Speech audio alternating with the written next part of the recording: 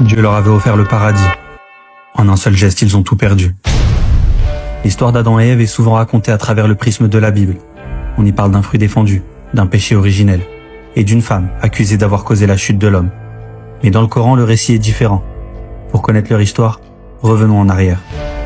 Au commencement, Dieu créa Adam, le tout premier homme, façonné de ses mains, et honoré au point d'être au centre d'un ordre divin. Prosternez-vous devant Adam. Et tous s'inclinèrent. Tous, sauf un, Iblis. Il refusa par orgueil, et c'est ce refus qui fit naître la haine. Pour défier Dieu, Iblis jura de détourner Adam et ses descendants, et le premier piège ne se fit pas attendre. Adam vivait en paix au paradis. Dieu lui offrit une compagne, Ève, et ensemble, ils vivaient dans la lumière. Pas de peur, pas de faim, juste la tranquillité et l'abondance. Dieu leur permit de tout manger, tout sauf l'arbre. Ne vous en approchez pas, car vous feriez partie des injustes. Mais Iblis n'avait pas oublié son serment. Il s'approcha et il murmura : Dieu vous a interdit cet arbre.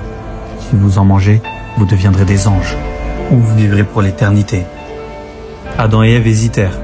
Les chuchotements d'Iblis revenaient sans cesse, et à force d'entendre ses promesses, Adam oublia. Alors ils goûtèrent à l'arbre. Et dès qu'elles y goûtèrent, leur innocence disparut, leur nudité leur apparut, et pris de honte, ils se couvrirent avec les feuilles du paradis. Dieu les interpella. Ne vous avais-je pas interdit cet arbre? Et ne vous avais-je pas prévenu que Satan est votre ennemi? Adam et Ève regrettèrent. Ils n'accusèrent personne, ils ne cherchèrent pas d'excuses. Ils dirent simplement : Ô notre Seigneur, nous avons fait du tort à nous-mêmes. Si tu ne nous pardonnes pas, nous serons parmi les perdants.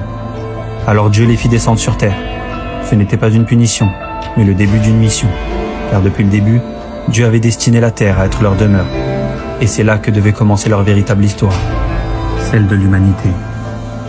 L'histoire d'Adam et Ève n'est pas celle d'une malédiction, c'est celle d'un pardon. Un rappel que tomber fait partie de l'humanité, mais que se relever fait partie de la foi.